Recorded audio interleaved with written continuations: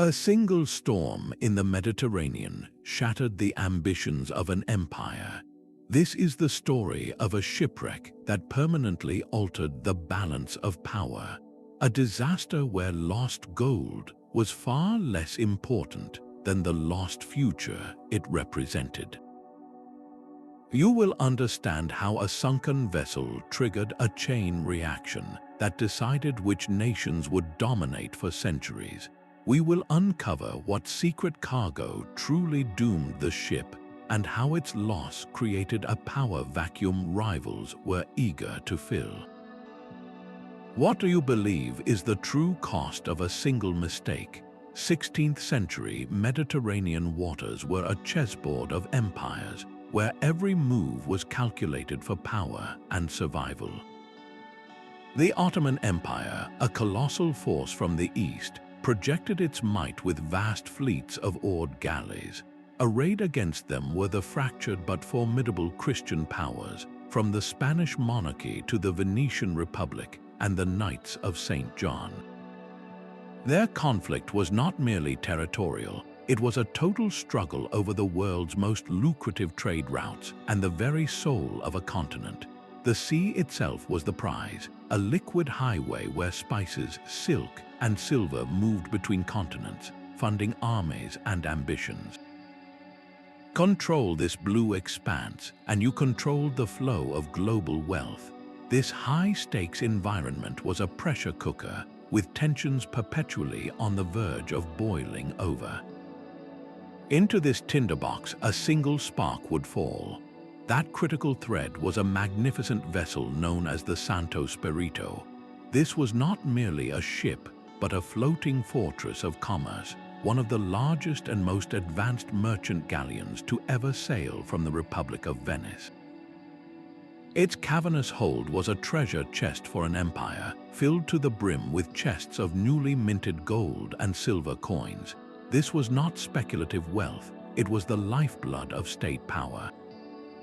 This specific fortune was the annual war chest, intended to pay the armies and fuel the campaigns of the Holy League, the fragile Christian alliance standing against Ottoman expansion. The Santo Spirito was more than a transport, it was a vital artery, and the gold it carried was the very pulse of a military effort that stretched across the sea. Its safe passage was not just hoped for, it was absolutely essential. The ship itself was a symbol of Venetian maritime genius, a masterpiece of oak and sail built to withstand the sea's fury.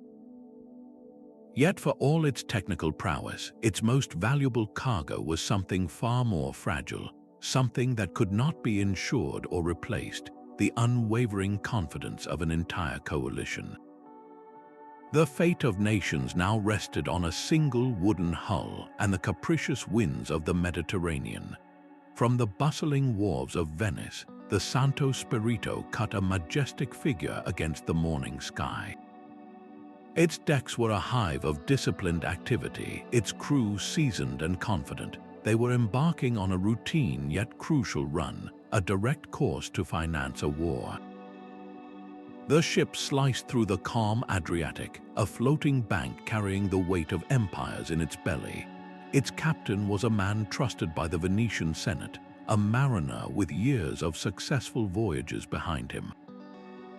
But this journey was different. Pressure from his powerful patrons to deliver the funds without delay hung over him, a silent passenger on the voyage. As the ship moved south, the first signs of trouble began to whisper on the wind. Other vessels, perhaps smaller and more cautious, altered their course or sought shelter. Reports of a gathering tempest in the central Mediterranean reached the captain. He faced a choice that would echo through history: proceed with all haste and risk the storm, or delay and risk the war. He chose ambition. He believed in his ship, his crew, and his own skill. He dismissed the cautionary tales, viewing them as the fears of lesser sailors.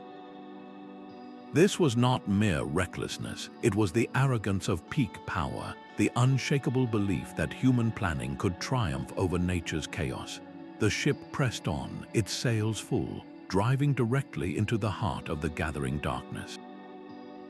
The crew's confidence began to fray as the sky turned an ominous shade of lead and the sea swelled into rolling mountains of water. What began as a strong wind soon became a shrieking gale, tearing at the rigging and threatening to overwhelm the vessel. The very gold that was its purpose now became its anchor, a massive weight deep in the hold that held the ship down as the waves crashed over the decks. The magnificent galleon, a symbol of human achievement, was reduced to a toy in the fury of the elements. The hopes of an alliance and the hubris of its commander were swallowed by the relentless sea, leaving only scattered wreckage and a silence that would soon be filled by the sound of shifting power. The storm fell upon the Santo Spirito with a fury that dwarfed any naval broadside. Winds that had been a steady gale escalated into a screaming tempest, tearing sails to ribbons and snapping heavy ropes like thread. The sea was no longer water but a range of liquid mountains, each black wave crashing over the deck with the force of a landslide. The crew, seasoned as they were, fought a desperate and losing battle against the chaos. Men strained at the pumps, their efforts a futile race against the torrents of water flooding the hold. Others clung to the whipping steering oar, trying in vain to point the massive ship into the waves, but the vessel was becoming unmanageable. This was a force that paid no heed to the flags it destroyed, a power utterly indifferent to the chests of gold coins locked below. In that churning maelstrom, the grand designs of emperors and doges meant nothing. The storm was the great equalizer, reducing human ambition to a simple struggle for survival. It proved that for all our maps and armies and treasuries, the natural world holds a card that can trump any king. With a final, shuddering impact, the ship's hull met a submerged ridge of rock, the sound of splintering oak lost in the storm's roar. The sea, having demonstrated its supreme authority, began its final claim. The world dissolved into a roaring chaos of water and splintering wood. A sickening crunch, louder than the thunder of the waves, signaled the Santo Spirito's doom as its hull tore open on the unseen reef. The ship, a proud symbol of Venetian might, shuddered like a wounded animal. Its towering masts, which had once held vast sheets of canvas, snapped like twigs, crashing down upon the deck and into the churning sea. In the darkness, the true catastrophe unfolded silently below. The iron-bound chests, filled with the coins meant to finance an army, broke free from their lashings. The very wealth that gave the ship its purpose now became its death sentence, the immense weight dragging the fractured vessel down with terrible speed. One moment the galleon was a struggling fortress, the next it was a sinking wreck, its precious cargo scattering into the lightless depths. The storm's fury began to abate as quickly as it had arrived, leaving behind an eerie, hollow silence broken only by the gasps of the few survivors. These men, who hours before had been confident agents of an empire, now clung to shattered pieces of their ship, their eyes wide with shock in the cold dawn light. They were adrift in a suddenly empty sea, surrounded by flotsam that told a story of utter ruin. The magnificent Santo Spirito was gone, and with it, centuries of accumulated wealth and a strategic advantage that had taken years to build. This was not a gradual decline, but a sudden, violent amputation of power. The sea had not just taken a ship, it had seized the very lever of history and wrenched it in a new direction. In that quiet aftermath, a single question hung in the air, unspoken but felt by every survivor. Who would now fill the void their loss had created? Whispers reached the shore before any official word. The first survivors, hauled from the sea by fishermen or staggering into remote coastal villages, were treated not as heroes but as bearers of an impossible tale. How could the mighty Santo Spirito, a legend of the waves, simply be gone? The story spread through the taverns and docks of Venice not as a fact, but as a wild rumor too catastrophic to be true. Then the first salvagers arrived, their small boats laden with splintered wood and a few waterlogged, meaningless trinkets. Their grim accounts confirmed the unthinkable. Disbelief curdled into cold, hard panic in the halls of power. The Doge and his council received the news in stunned silence. This was not merely a sunken ship, it was a national bankruptcy. The state's treasury, the entire financial engine for the coming military campaign, now lay scattered across the seafloor. Promises to allies could not be kept. Soldiers' pay vanished. The entire intricate web of the Holy League's strategy began to unravel at the edges, its central pillar suddenly removed. Across the Mediterranean, in the courts of Spain and the fortresses of the Knights, a similar dread took hold.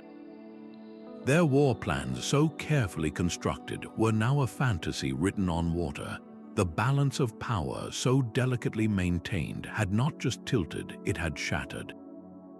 A vacuum now existed where immense financial and military strength had been, and nature, as they were learning, abhors a vacuum. Who would be the first to sense this weakness and move to exploit it?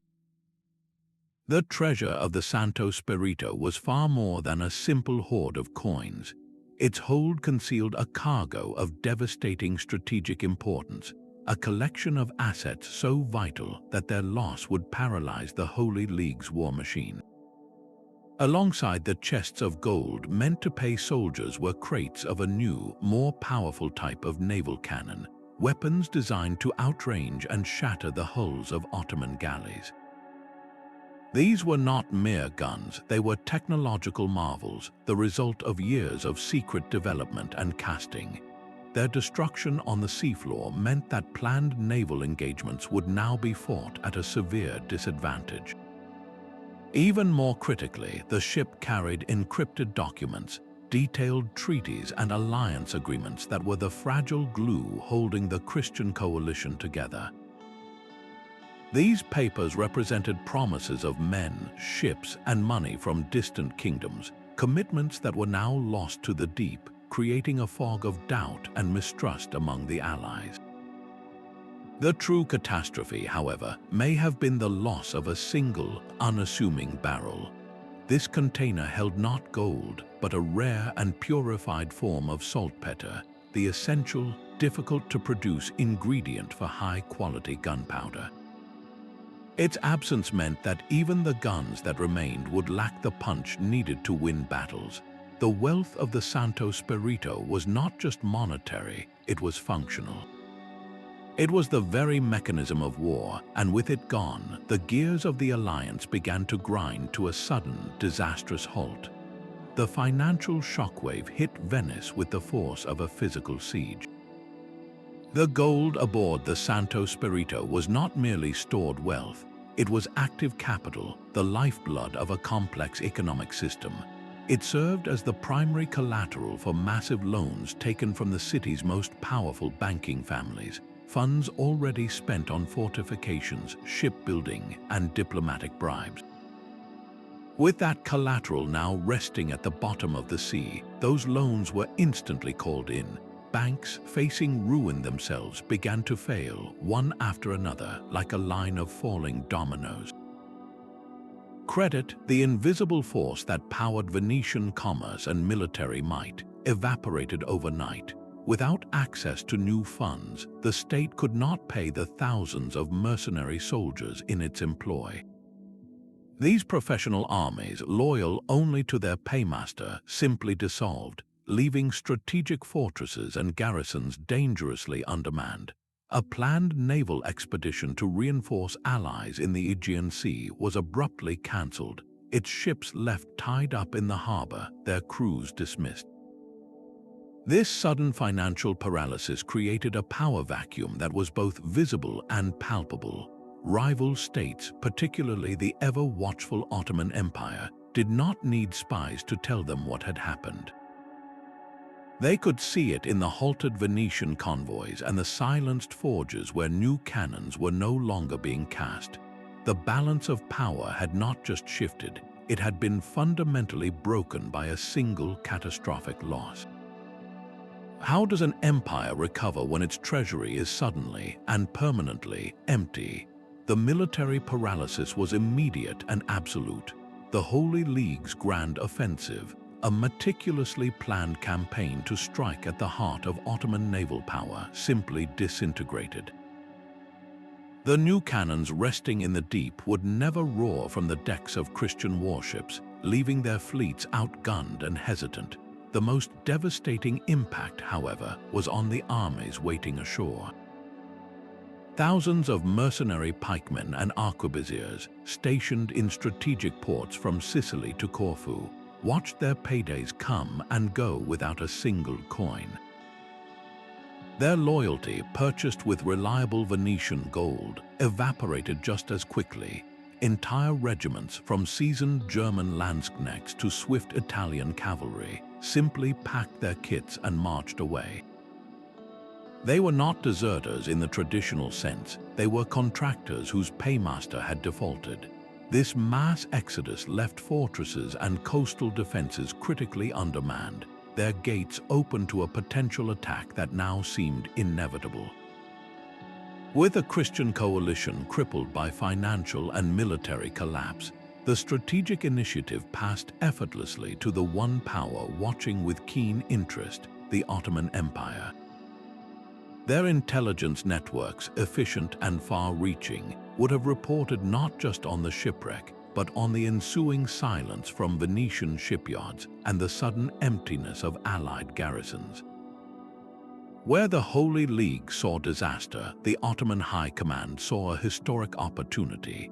Instead of facing a unified enemy on the offensive, they found themselves opposed by a ghost of an alliance, its forces in disarray and its leaders mired in mutual recrimination. This allowed the Ottoman navy to sail with impunity, reinforcing its key strongholds in North Africa and the Aegean Sea without any threat of interception. They could now dictate the tempo and location of any future conflict, a luxury they had not enjoyed for years. The entire tactical landscape of the Mediterranean theater was remade in the wake of that single storm.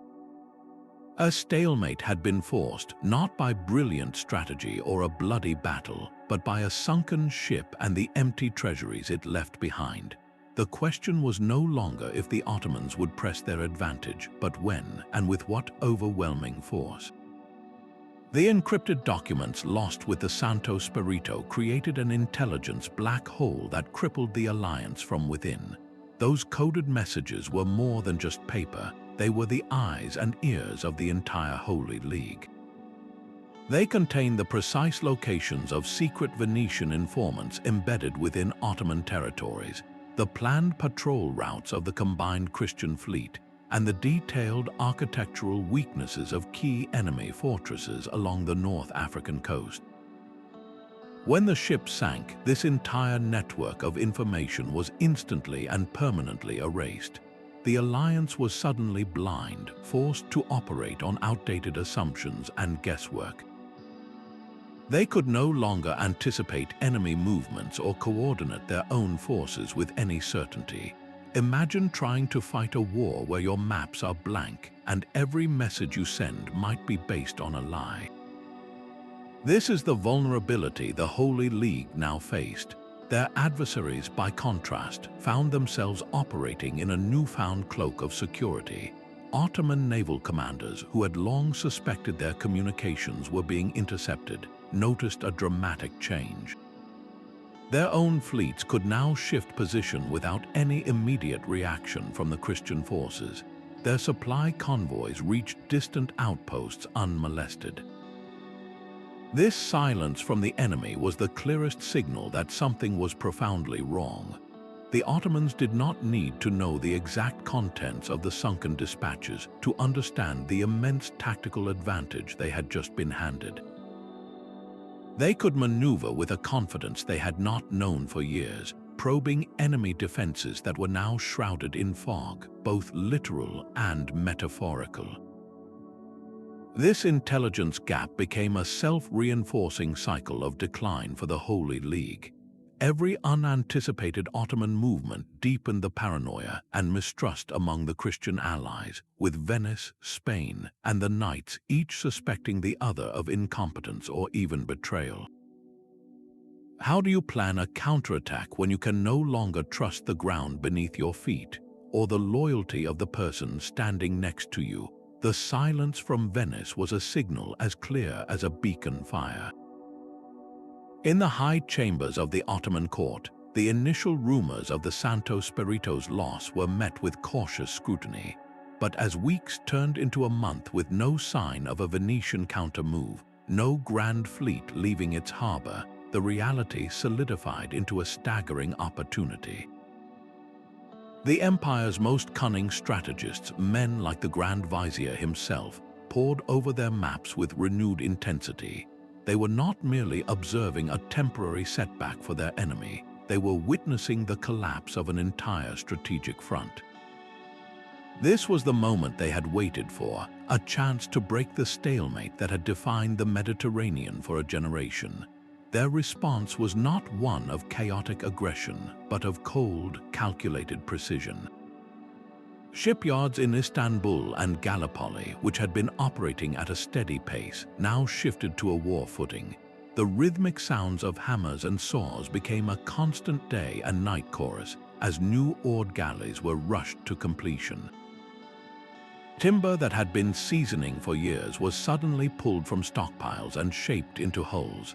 This was not just building, it was an industrial explosion of naval power, an acceleration made possible because the primary check on their ambition now lay at the bottom of the sea. At the same time, Ottoman naval squadrons received new, audacious orders.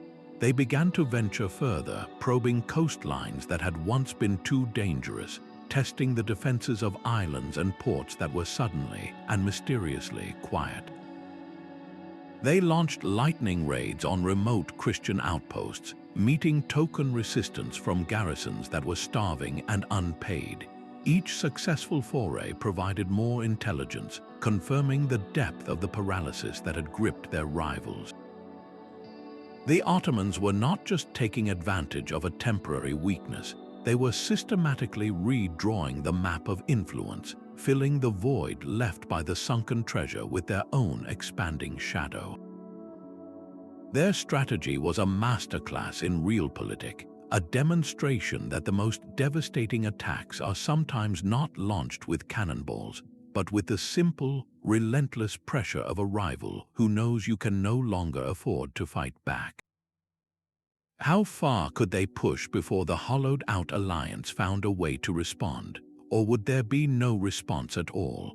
The ripple effects of this paralysis reached far beyond the battle lines, unsettling the very foundations of international diplomacy. For the smaller states and city-states dotting the Mediterranean coastline, the sudden impotence of the Holy League was not a distant rumor, it was an immediate crisis of survival.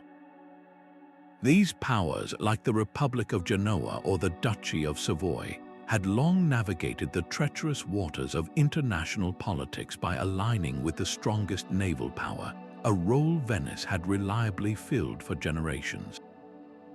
Their security and their very sovereignty was guaranteed by Venetian gold and galleys. Now, with that power proven to be a hollow shell, a frantic, quiet scramble for new protectors began. The old map of alliances, carefully drawn over centuries, was being crumpled up and thrown away.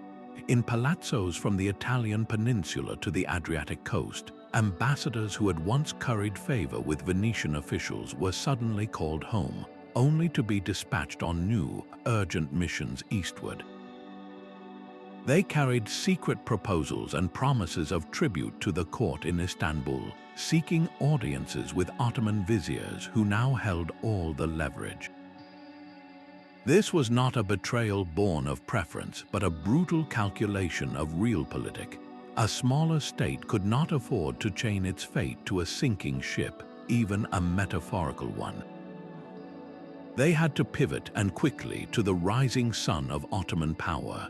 What other choice did they have when their former guardian could no longer even pay its own soldiers? This realignment was a quiet, piecemeal surrender that did more to cement Ottoman dominance than any single naval victory could have. Each new treaty signed, each pledge of loyalty sworn to the Sultan, further isolated the crumbling Holy League and legitimized the new order. The balance of power was not just tilting, it was being systematically dismantled and reassembled, one nervous diplomatic overture at a time. The disaster forced a painful but necessary reassessment of maritime strategy. Naval planners, once confident in the power of their great galleons, now saw these floating fortresses in a terrifying new light.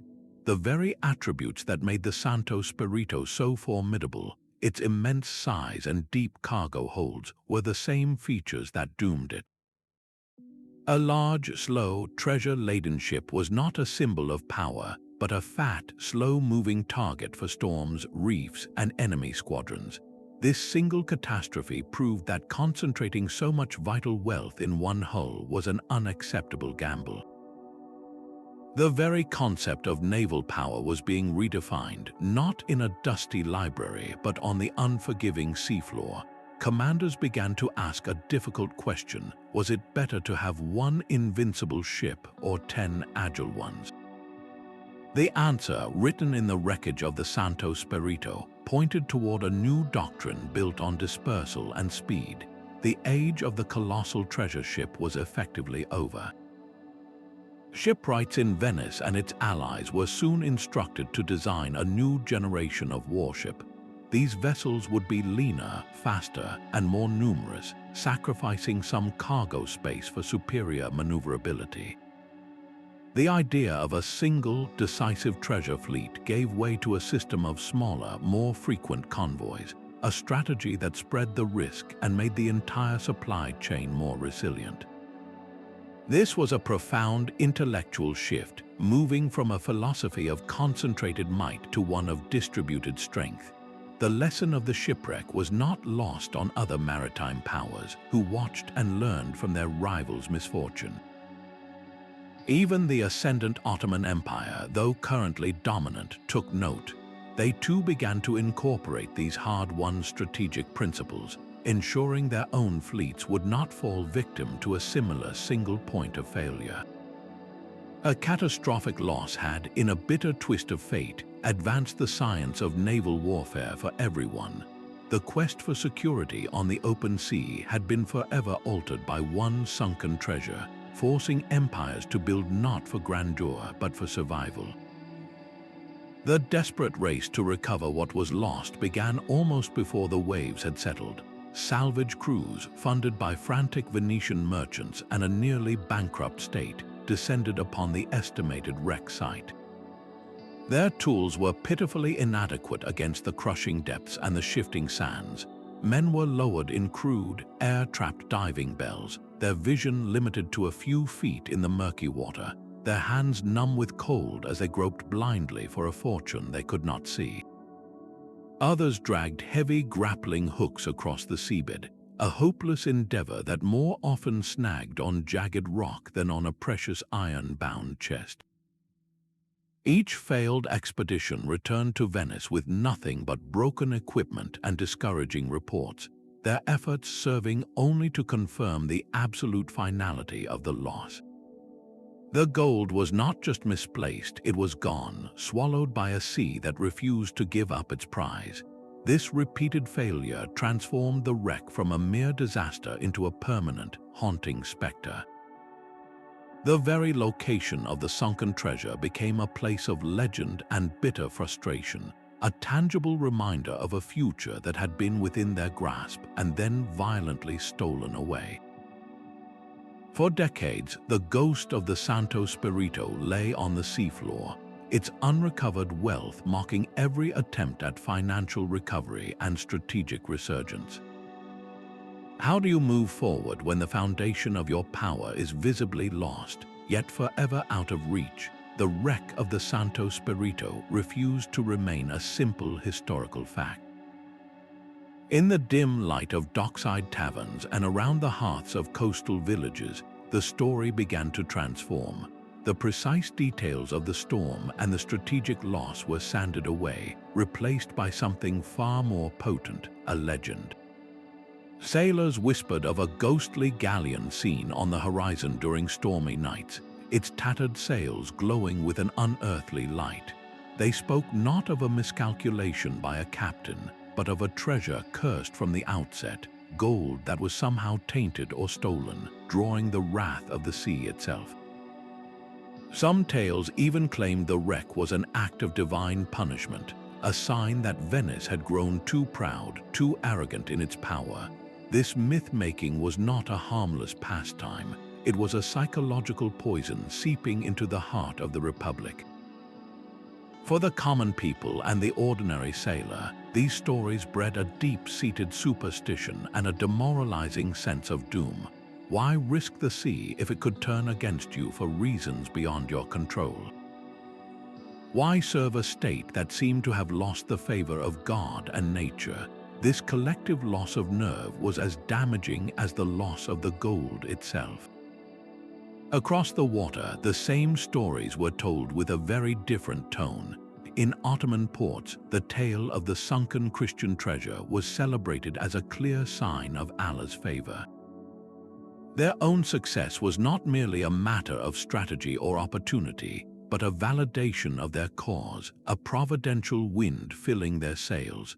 The shipwreck had become a weapon in the relentless propaganda war, a ghost story that crippled one empire's spirit while hardening the resolve of the other.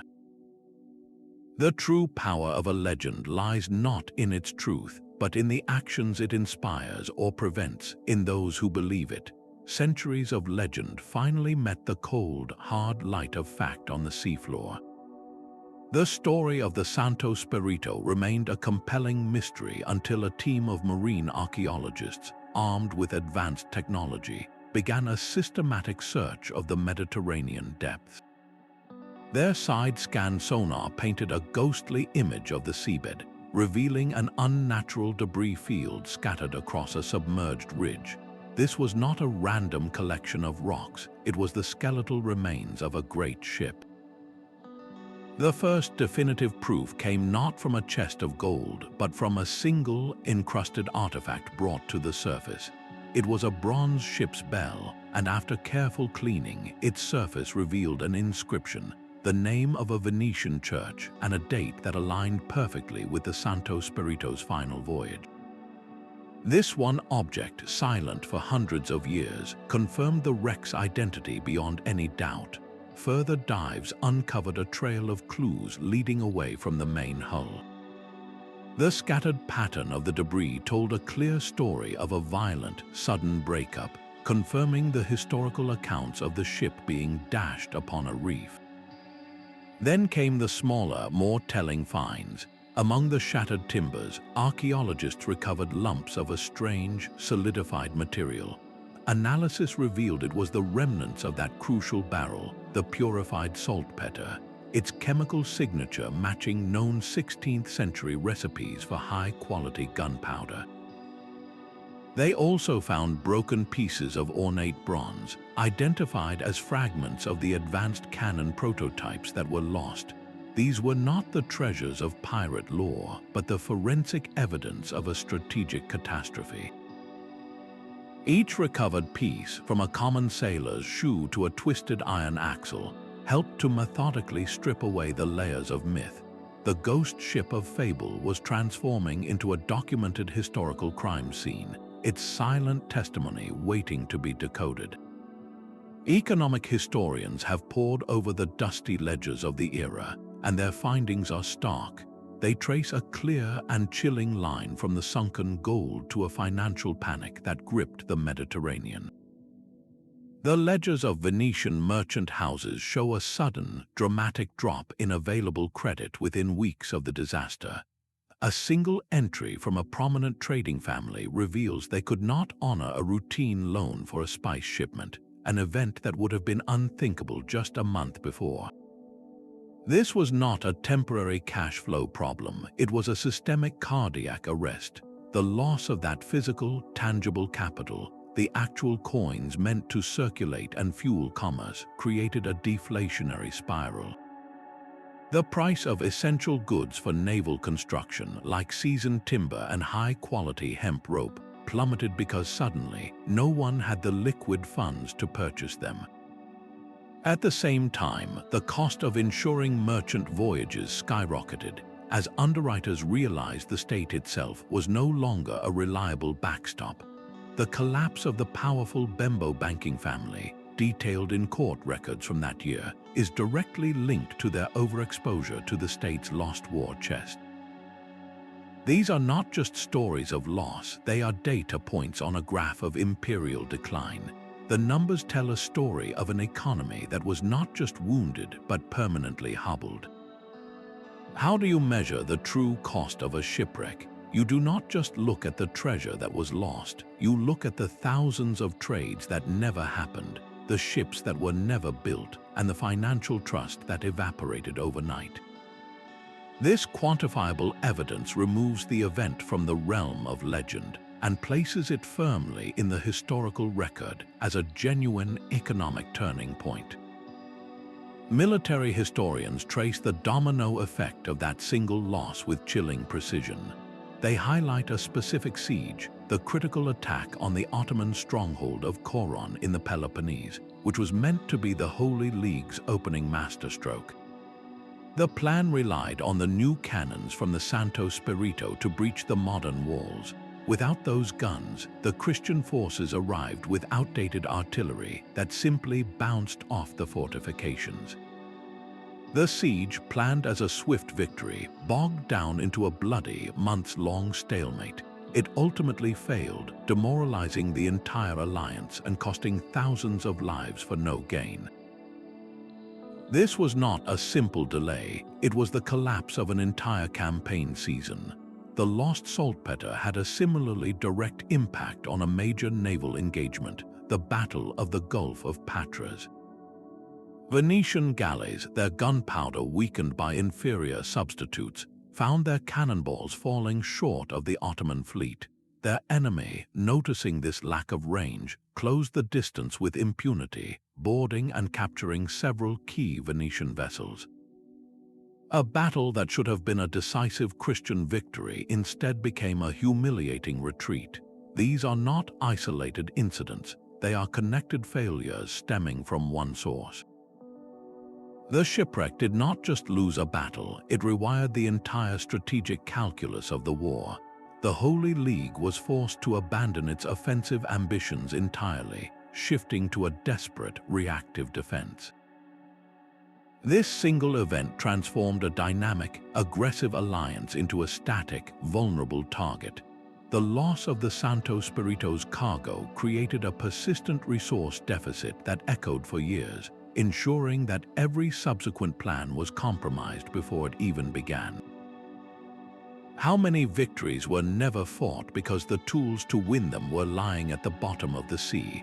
This pattern of maritime disaster was not confined to the Mediterranean. Across the ocean, the Spanish Empire faced its own nautical nightmares with the loss of its famed treasure fleets.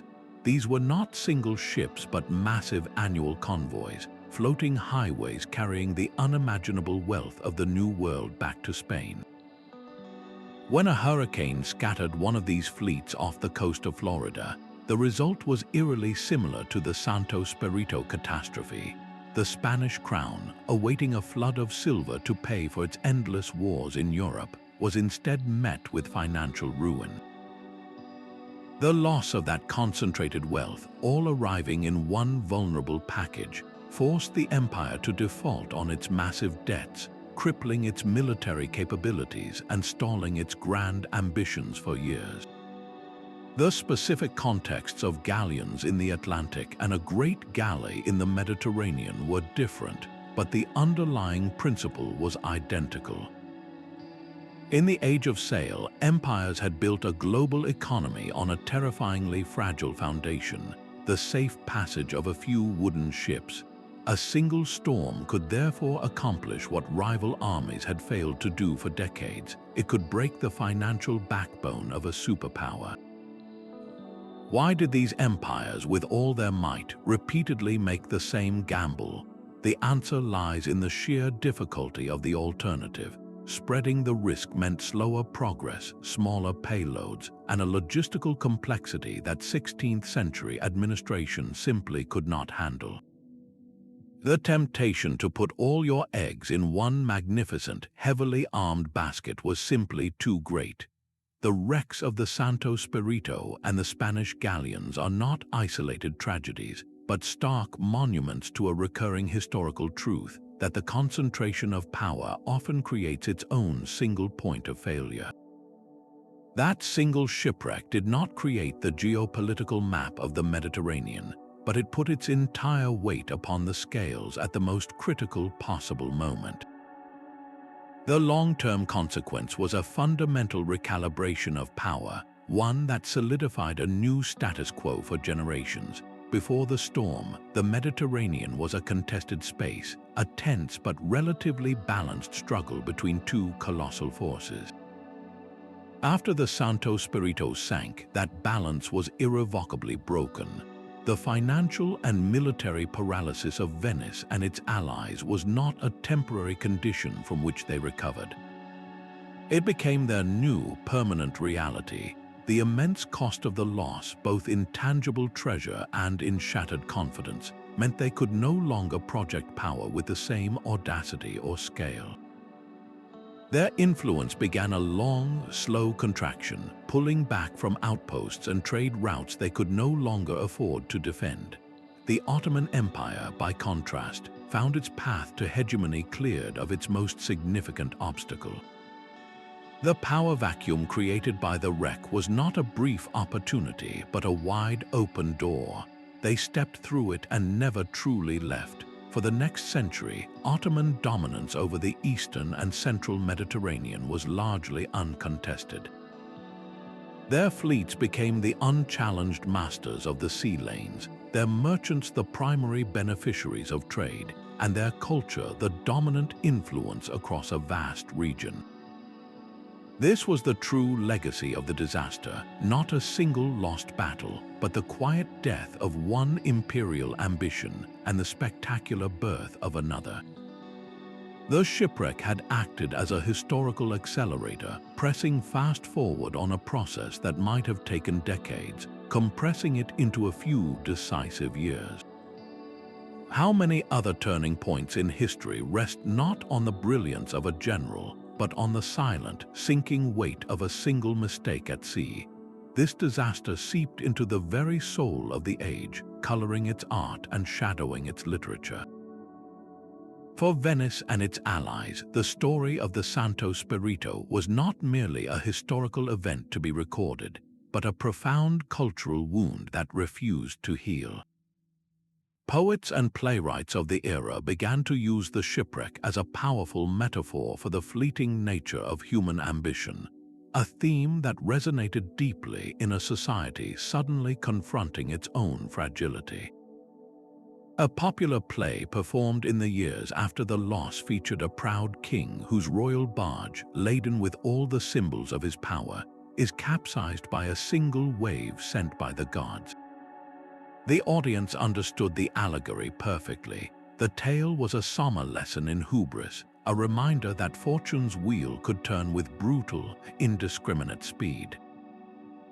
This narrative of fickleness became a core part of the losing side's identity, a cultural scar that tempered their confidence and made them more cautious, more prone to see potential disaster in every opportunity.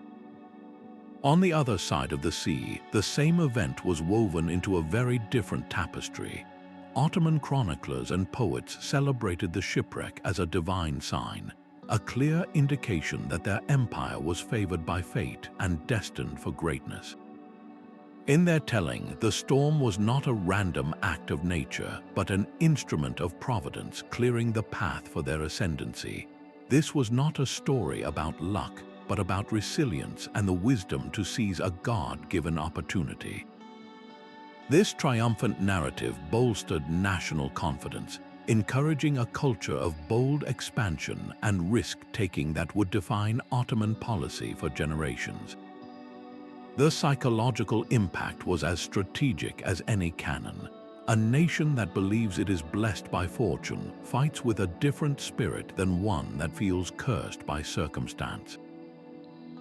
How does a collective memory of catastrophic loss shape the decisions of admirals and merchants decades later? It creates an invisible boundary, a line in the sea beyond which they are unwilling to sail, either literally or metaphorically.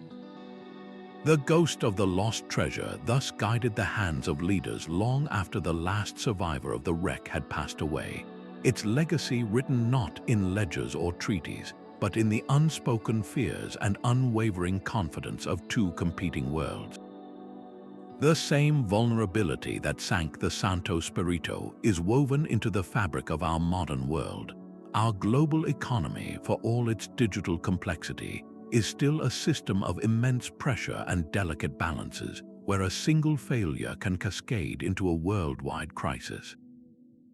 Think of a sudden stock market crash, not as a simple dip in numbers, but as a modern equivalent of that shipwreck. The wealth it erases is not stored in chests of gold, but in the phantom currency of market confidence and retirement accounts. When that trust evaporates, the results are eerily familiar: credit freezes, businesses fail, and the strategic ambitions of nations are abruptly curtailed. A government planning a major infrastructure project or a massive military expansion might find its funding vanished overnight, its plans dissolving just as the Holy League's campaign did centuries ago. The mechanism of the disaster is different, but the structural weakness is the same: a system that became too reliant on a single, vulnerable point. We see this pattern repeat with the discovery of a critical resource, like a massive new oil field. This modern treasure trove does not sit in a ship's hold, but beneath the ground, yet its impact on global power is just as profound. The nation that controls it suddenly gains immense leverage, its economy supercharged, its diplomatic influence magnified. Rivals who depend on that resource are forced to recalibrate their entire foreign policy, much like the smaller states that had to pivot towards the Ottoman Empire. This sudden shift in fortune can redraw alliances and create new spheres of influence almost overnight. Or consider a technological breakthrough, an invention that renders an entire industry obsolete. This is the modern version of losing the secret of advanced cannon casting. The company or country that masters artificial intelligence or a new form of clean energy does not just gain a market advantage, it acquires a form of strategic dominance. It can set the standards, control the supply chains, and leave its competitors scrambling in a state of technological paralysis, unable to compete with a tool they do not possess. The lesson of the Santo Spirito transcends its century. It teaches us that power, whether built on wooden galleys or digital networks, is often concentrated in ways that make it breathtakingly fragile. The specific triggers change, but the underlying principle remains that the most complex and ambitious systems are often the most susceptible to a single, catastrophic shock. How many of our own modern towers of power are silently waiting for their own unseen reef? The legal battles over the Santo Spirito's remains began before the last survivor had even dried off. The wreck was not just a tragedy, it was a legal minefield, a sprawling and unprecedented case of underwater property rights. Who truly owned the fortune resting on the seabed? The Republic of Venice claimed it as state property, lost but never abandoned. But rival powers, smelling blood in the water, argued that salvage rights belonged to whoever was brave or skilled enough to bring the gold to the surface. This was not a clean-cut dispute. It was a chaotic scramble that pitted sovereign nations against each other and against ambitious private salvagers, men who operated in a gray area between businessman and pirate. The ensuing legal chaos, fought in admiralty courts from Genoa to Naples, forced jurists to confront questions they had never seriously considered. Can a state maintain ownership of something it can no longer physically protect or even locate? Does finding a wreck and marking its location grant you a legal claim, or must you actually bring the goods ashore? The arguments were fierce, and the judgments that slowly emerged from this mess began to form the bedrock of modern maritime salvage law. One pivotal case involved a Genos salvage captain who recovered a handful of silver bars. Venice immediately sued for their return, while the captain argued his effort and risk entitled him to a massive reward. The court's compromise ruling established a crucial principle that a salvor's labor and expense must be legally recognized and compensated, even when recovering another nation's property. This precedent acknowledged the immense danger and cost of underwater recovery, encouraging future salvage operations while trying to balance the rights of the original owner. Another dispute centered on a Spanish privateer who claimed he had discovered the wreck site first. He had thrown a single buoy overboard to mark the spot before a storm forced him to retreat. Was this symbolic act enough to establish a legal claim, or was it meaningless without continuous physical possession? The court's decision against him helped define the concept of constructive possession, leaning toward the idea that a claim required more than just a marker. It demanded a genuine and sustained recovery effort. These were not minor legal squabbles, they were the forging of a new international framework for the sea. The relentless pressure of the Santo Spirito case pushed medieval maritime traditions into the modern age, creating clearer rules for a world where sunken treasure was becoming a common feature of the deep. The ship's final legacy, therefore, was not merely written on maps of power, but in the dense legal codes that still govern how we interact with the lost and sunken. How many of our current laws were born from the silent, stubborn presence of a single fortune on the ocean floor? Even with the wreck identified and its economic impact quantified, the story of the Santo Spirito is not a closed book. The sheer scale of the disaster inevitably spawns lingering questions that no sonar scan can fully answer. Was there, for instance, a lone survivor who carried a terrible secret to his grave? Perhaps a junior officer who knew the captain ignored a more specific final warning, a piece of intelligence that would have cast the entire tragedy not as a simple error, but as a catastrophic failure of judgment he was too terrified to reveal. Or consider the possibility of a clandestine recovery. Could a rival power like Genoa or even the Ottomans themselves have secretly located the wreck in the years that followed? They would not have been seeking the gold everyone knew was lost, but something far more valuable in the short term, those encrypted alliance documents.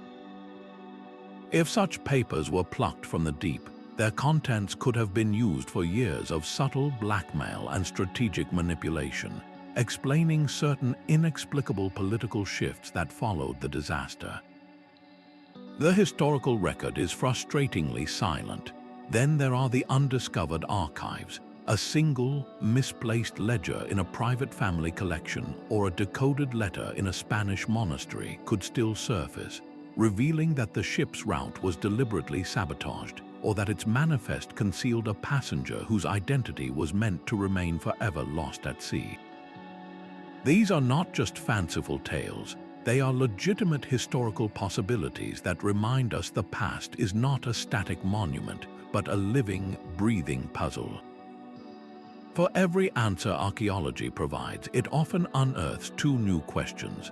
The sea, it seems, is still guarding its most profound secrets, waiting for the right clue to bring them into the light. The story of the Santo Spirito is a profound lesson in the physics of history, where the smallest pivot can swing the fate of continents. A single storm, one captain's decision, and an unseen reef did not merely sink a ship, they broke the momentum of an empire and handed its rival a century of dominance. This was not a slow decline, but a sudden, violent fracture in the timeline, proving that the grandest designs of kings and councils are perpetually at the mercy of chance. The true legacy of this wreck is a testament to the inherent fragility of power, a reminder that the most complex and ambitious systems often contain a single, catastrophic point of failure. It challenges our modern sense of control, suggesting that the currents of our own world may be just as susceptible to a sudden, unforeseen shock. What unseen reef, what single event in our own time, is quietly waiting to redirect the future? If this exploration of history's hidden levers resonated with you, subscribe for more journeys into the past, and let us know in the comments which other pivotal moments you believe secretly shaped our world.